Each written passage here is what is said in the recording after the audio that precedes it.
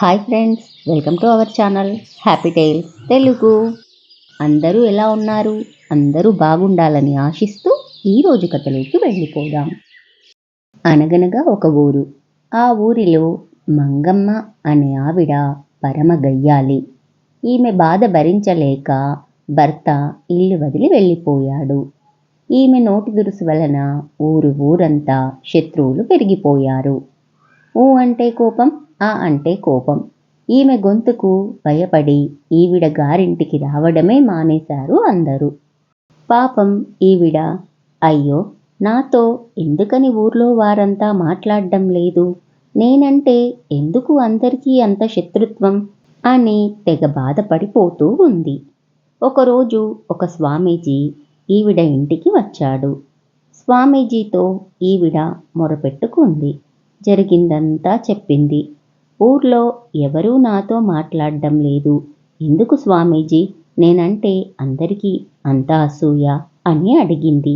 దానికి సమాధానంగా స్వామీజీ, బిచ్చం పెట్టవే బొచ్చుమహ్మ అన్నాడు. ఈ మంగమ్మకి ఆ మాట వినేసరికి మంటెత్తిపోయింది. పక్కనే ఉన్న తుండుకర్ర ఒకటి తీసుకొని, సచ్చినోడా, నువ్వేదో స్వామీజీవి అని నా బాధని నీతో చెప్పుకుంటే నన్నే తిడతావా అంటూ కొట్టడానికి కర్ర పైకెత్తింది. వెంటనే స్వామీజీ నవ్వుతూ, ఆగమ్మా ఆగు, ఇప్పుడు నన్నెందుకు దూషిస్తూ నాతో శత్రుత్వం పెంచుకున్నావు? నేను దూషించాననే కదా, అంటే నేను నిన్ను ఏదో అనబట్టే నువ్వు కొట్టడానికి కర్ర తీసుకున్నావు. నేను వాడిన భాష నీకు నచ్చలేదు, అంతే కదా, కనుకనే శత్రువు అనుకుంటున్నావు. ఇలా ఎదుటివారి ప్రవర్తన మనకి నచ్చకపోవడమే మన శత్రువు అవ్వడానికి కారణం, అంతే తప్ప మరొకటి కాదు. నువ్వు కూడా ఇంటికి వచ్చిన వారితో, నిన్ను కలిసిన వారితో సఖ్యంగా ఉండు, మృదువుగా మాట్లాడు, అప్పుడు నీకు అందరూ మిత్రులుగా మారుతారు అని చెప్పి వెళ్ళిపోయాడు. స్వామీజీ చెప్పినట్లుగా మృదువుగా మాట్లాడుతూ ఆప్యాయంగా పలకరిస్తూ ఉండటంతో త్వరలోనే అందరూ బంధువులుగా అయ్యారు. ఈ విషయం తెలిసి భర్త కూడా ఇంటికి తిరిగి వచ్చేశాడు. కథ సుఖాంతం అయ్యింది.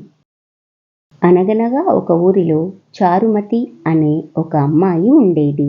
ఆ అమ్మాయి రోజంతా గాలి కబుర్లు చెప్పుకుంటూ గడిపేసేది. తను ఇక్కడ మాటలు అక్కడ, అక్కడి మాటలు ఇక్కడ చెబుతూ ఉంటే చూసి వాళ్ళమ్మ చాలా బాధపడేది.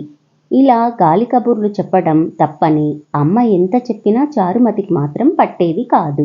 ఒకరోజు ఆ ఊరికి తీర్థయాత్రలు చేస్తూ ఒక సాధువు వచ్చాడు.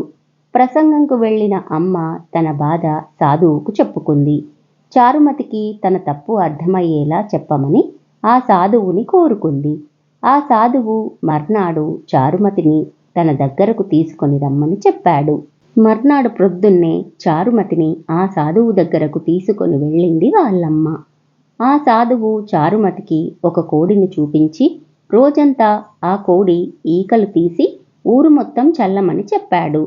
ఇంతేనా అనుకుంటూ అమ్మ చారుమతిని కోడి ఈకలతో ఊరంతా చుట్టుకొని రమ్మని చెప్పింది.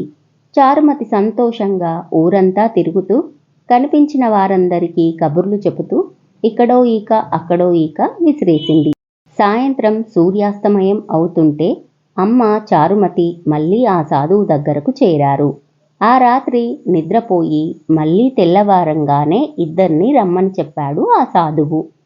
మర్నాడు ప్రొద్దున్నే సాధువు నిన్న రోజంతా విసిరేసిన కోడి ఈకలు వెతికి తీసుకురా అమ్మా అని చారుమతితో అన్నాడు. వెంటనే చారుమతి ఊరంతా వెతకడం మొదలెట్టింది. సాయంత్రం దాకా ఊరిలో ప్రతి అంగుళం వెతికినా ఒక్క ఈక కూడా కనిపించలేదు. దిగులుగా చారుమతి సూర్యాస్తమయం అయ్యే సమయానికి ఆ సాధువు దగ్గరకు వెళ్ళి, స్వామి, నన్ను క్షమించండి, నాకు ఒక్క ఈక కూడా దొరకలేదు అని తలదించుకొని చెప్పింది. అప్పుడు ఆ సాధువు తనకు, చూశావా, మన మాటలు కూడా ఈ ఈకల్లాంటివే, ఒక్కసారి మన నోరు జారితే ఆ మాటలను మనం ఎన్నటికీ తిరిగి తీసుకోలేము అని చెప్పాడు. ఆ రోజు నుంచి చారుమతి గాలి కబుర్లు చెబుతూ ఇతరులని, తన అమ్మని బాధ పెట్టడం, ఇబ్బంది పెట్టడం మానేసింది. కథ నచ్చిందా? అయితే లైక్ చేయండి, షేర్ చేయండి, మన ఛానల్ని సబ్స్క్రైబ్ చేసుకోండి. Thank you for watching.